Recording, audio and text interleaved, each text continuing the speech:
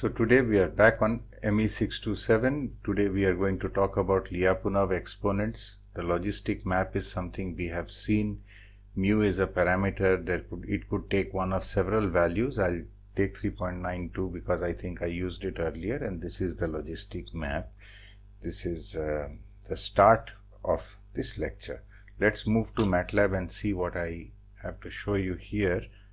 There's MATLAB, and let me say mu equals 3.92, and let me say x0 equals rand, and let me say x0 is equal to mu times x0 times 1 minus x0. Let me do that 20 times or 50 times or 100 times, doesn't matter. So now x0 is an initial condition on this map or for this map with transients dead. Now I will say x1 is equal to zeros 1e5, although I won't need that much, 1e4 1, that should be good enough, and x2 is equal to x1. Okay, so I have these two things initialized to 0. Then what I will say is I will say x is equal to x0 plus rand n times 1e minus 14. So I have a very, very small perturbation to that initial condition from there, and then I will say for k equals 1 to 1e4, x equals mu times x times 1 minus x. So I am evaluating the map, and I will say x1 of k is equal to x and end. Okay, so I have evaluated the map. Now I will start again and just store this second time series in x2, and you will notice that the two initial conditions differ basically in the 14th decimal place. Okay, all right. Then what I will do is I will plot 1 to 100, x1 1 to 100, 1 to 100, x2 1 to 100. And you can see that after about 50 itself, right, I did not need anywhere close to 10,000. So right after 50 they diverge, and then after that they are fairly uncorrelated. If we look at this one, if we look at let's see, semi log y abs x1 minus x2. Now very, very long stretch of iterations where the difference is of the order of the size of the attractor, but a short regime where you can see that it is growing exponentially. Okay, so this rate of exponential separation is what we are interested in finding, and we don't want to do it from this time series because the difference is growing. We want to know what the rate of exponential separation is when the difference is in fact infinitesimal. Okay, so let us store this, keep it there for the moment, and come back here, and we will say now that let y k equal to xk plus xi k. So this is the variation. This one is infinitesimal.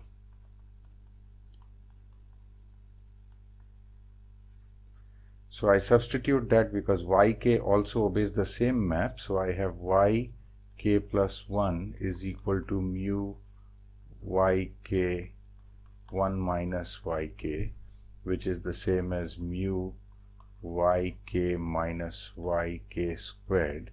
And so xk plus xi k is equal to mu xk minus xk squared plus mu 1 minus 2xk, that's the gradient, xi k, plus order xi k squared, which we will neglect because we are interested in the truly infinitesimal part.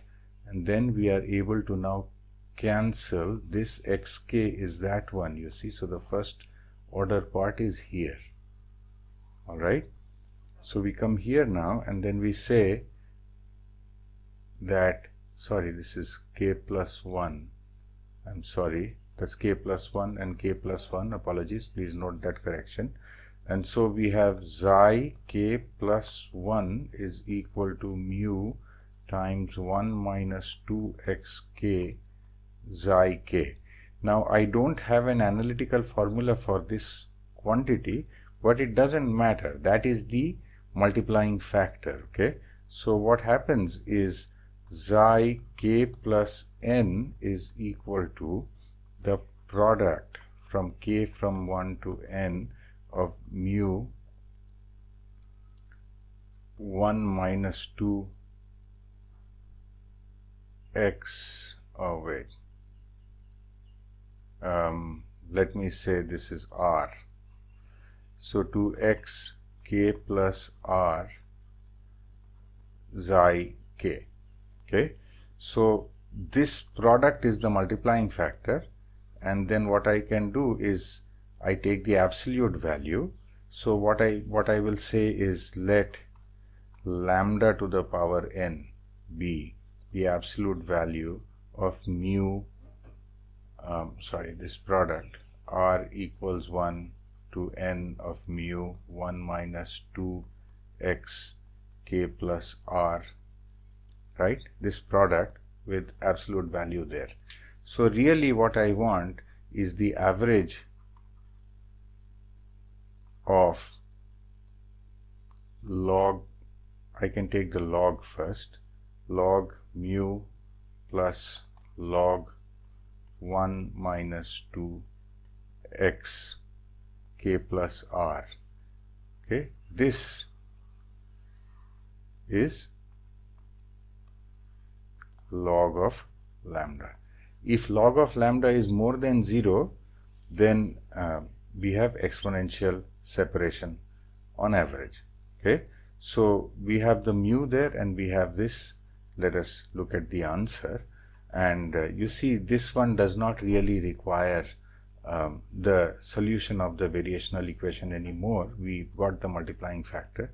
So let's come back here and let us say ln log lambda is equal to the mean of the log of absolute value of mu times 1 minus 2 times x1. Okay, so I get this answer, 0.5317. I could have done this with x2, which has statistically similar properties, although it is a different trajectory, and I should get the same answer. You see, I'm getting 5317 and 5335. They are differing in the third decimal place. That is because I have 10,000 points. Okay, so because this is a random like quantity, therefore the estimate converges like 1 over square root of n. So for example, if I go here and I make this 1e6, and then I go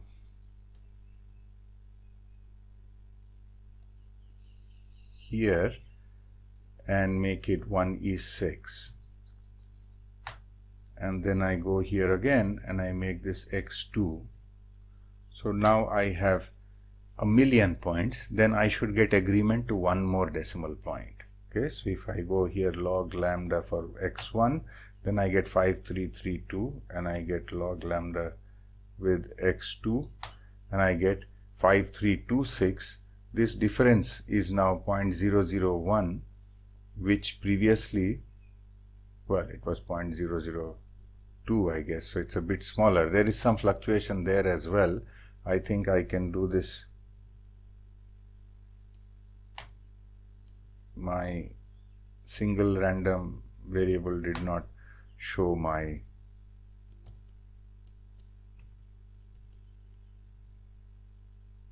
estimate very accurately. But you can see now it is now the first one is giving 5327 and the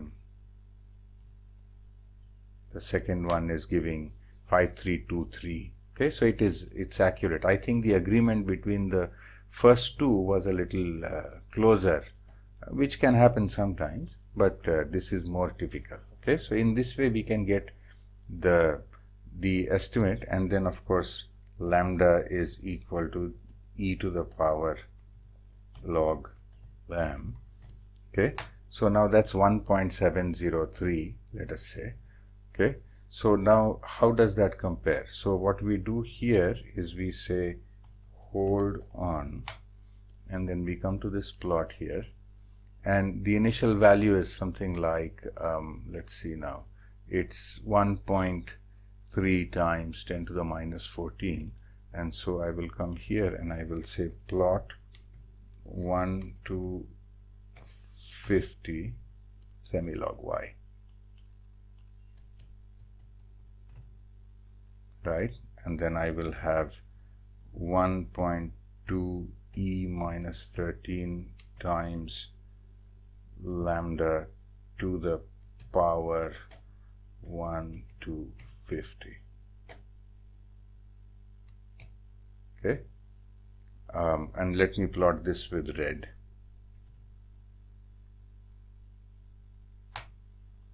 And then when I come here, of course I have to go back to that place to sort of see whether it is working, but I hope you will agree that this straight line has the same slope. Okay, so you may be fooled by thinking, oh, it was increasing faster, but then it dropped a bit and came here and so on, and it was still small. The overall very long time average exponential rate is basically this. Now I know that I will agree that this digit may not be fully reliable. If you want it to be more reliable, you have to take 100 million points and so on, but there is really no doubt that this number lambda is more than 1 in magnitude, and so we have established the exponential rate of separation and we have estimated it. Okay, let us now move to the Duffing oscillator. So for the Duffing oscillator, we have this governing equation is like this. The one we've been looking at is x double dot minus, sorry, let's say plus cx dot minus x plus x cube is equal to f sine omega t. I can write it in first order form, but I will leave it to you to do it as an exercise, to write it like this: q dot is equal to f of qt, then saying let q cap be a reference trajectory, let q be q cap plus xi, q cap dot plus xi dot is equal to f of q cap t plus df of q cap t times xi plus order norm xi square. Okay, so then this one cancels this one and we have a first order system here, and we can solve that. You can write it in this way in the first order form, but I think it may be more transparent if we just write it directly. So we'll come here and we will say, in place of x, the reference trajectory. We are computing that as we go along through ODE solution, but in place of x, we will have x plus xi.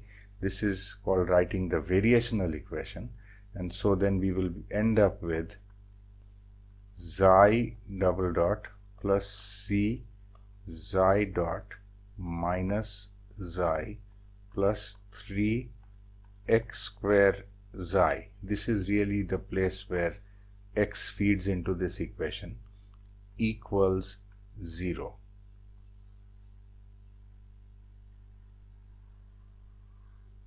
Okay, this is the variational equation. This equation can be solved numerically along with this equation, and then we can look at the average exponential rate of growth of xi. The way to do that is not to let xi grow larger and larger and larger. So what we will do is, given omega, we have a time period which is 2 pi over omega. So what we do is we start with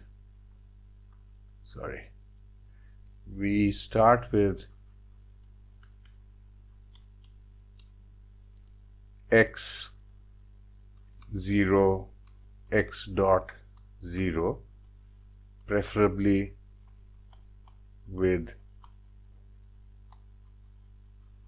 transients removed, and we also start with random xi of 0 subject to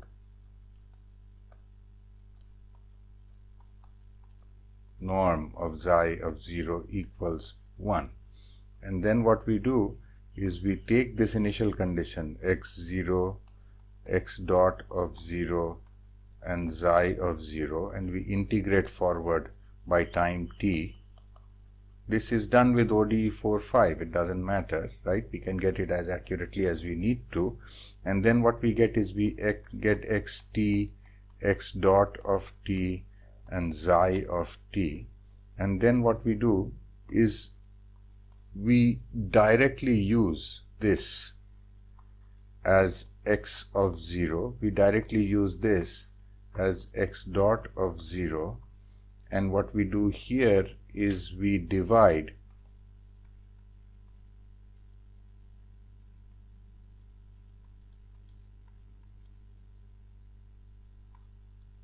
to get a new xi of 0 of unit norm, and this magnitude is the scaling factor, right? Let's call it r.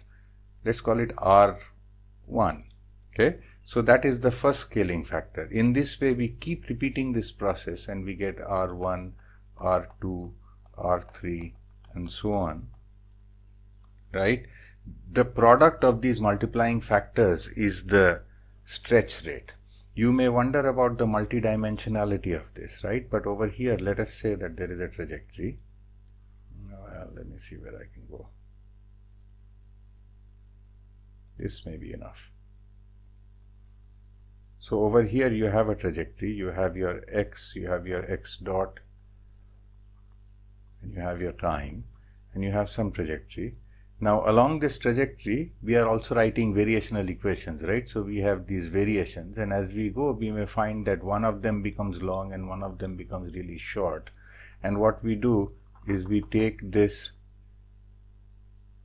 resultant, right? So whatever, some variation we had, so the resultant, you know, I am working only with one variation, but I am trying to indicate what would happen if I did this calculation or this calculation, you know. So if this is the direction of largest growth, then if I started with this as an initial condition, then that would become like this, you see, and in this way it will slowly align. Well, slowly, rapidly, whatever, it will align with direction of most rapid growth. Now in principle there is also a direction where it may be shrinking, and if you are exactly aligned with that direction, then xi will shrink. But of course the probability of having that is 0, or essentially 0, and if you start with a random initial condition, it will always align with the direction of most rapid growth. There will be a period of initial transients, and then with these r's we will be able to get our Lyapunov exponent. So I have a program written for that in MATLAB. Let me show you that now. That program is here. Okay, so these are the parameters we were using earlier. Here is the y dot, which is y2, y1 minus y1 cube minus cy2 plus f sine omega t. Omega is defined here, c is defined here, f is defined here. And then I am storing that and writing the next one, this same differential equation, this, where is it, the variational equation. here, this variational equation, so this one goes to the left, right, this one goes to the right, this one goes to the right, and there is no forcing. Okay, so that variational equation comes here. So because it is second order, I still have to do it like this. This is the y3, that is the minus xi has become plus xi. There should have been a 3x square as there is, so that is the 3x square, and this is the minus c xi dot. Okay, so now what I will do is, I have this program here, but this program is called LLE for largest Lyapunov exponent. I am defining tolerances to be fairly small, because not very tight, because I have the variational equations anyway. I am starting with some initial condition. It doesn't really matter. As I said, we can get rid of transients, but because we are doing a long simulation, therefore the transients will be gotten rid of anyway. It is only important that the xi part, the 3 and 4 components, should have unit norm. I have defined omega, that I have carried over from here. It must be the same omega. When I define that omega, then over here that tells me the time period of the integration. Okay, and duffing 1 was this program here. So here I am calling duffing 1, and what I am doing is I am giving it this initial condition. I am integrating for 1 period, then I am pulling out the final state, and I am storing in this variable z, I am storing the norm of the xi part, and then the xi part I am renormalizing. In this way I am getting z. In this program it is called z, over here it was called r. I hope there is no problem.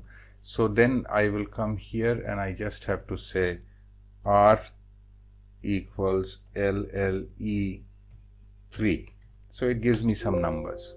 Well, that didn't work. That's because I'm not in the right folder. Let us continue with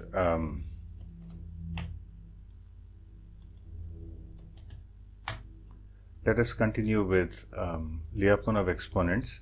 So here, as I had explained, I have the gradient equation, the first order, the variational equation is here, and then this, as I had explained, largest Lyapunov exponent.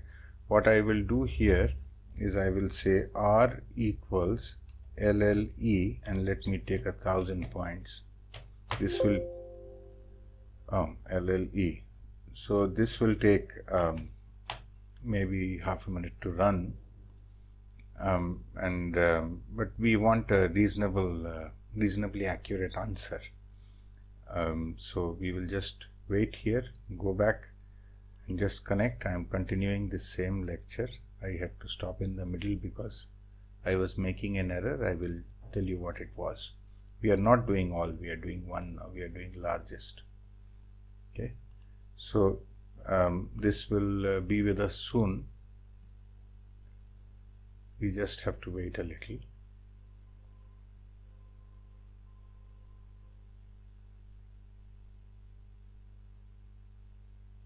There we are. And then what I will do is I will say r equals r5 to end, just to get rid of some of those.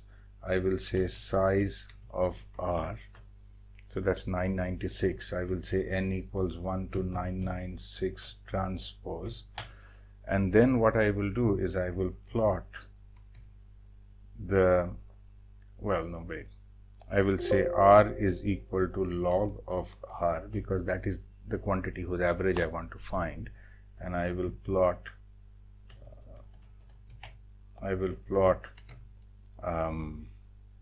the cumulative, n and the cumulative sum of r by n. Okay, so here it is. You can see that it fluctuates a bit and settles down to some value. It's a random like process, so you don't get a precise value, but the best average we have at the end is something like this. Let me say 795. Okay, so we will work with 795. Now that is the logarithmic rate, but the time associated is 2 times pi by 0.6. So the exponential rate lambda is equal to 0.795 by t. It's a positive rate, but it's a small rate. Okay, so now what I will do is I'll do two simulations. I'll do it with a tighter time frame, tighter tolerance, and I will do a t x1. I'll do 50, maybe I'll do 60 periods here. Okay, and with some well, what is y0? Let's try this first. So here I'm doing 20 periods first with a random initial condition, and then I'm saying y0 is equal to the final state. This is an integer number of forcing periods, that's important. And then I will do, here I'm using that same initial condition. I'll go to 60 periods.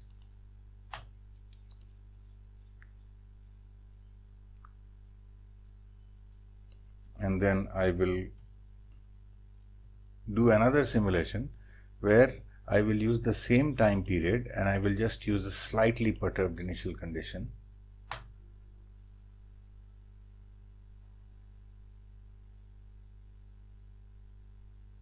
And then what I will do is I'll plot t versus the log of the absolute value of x1,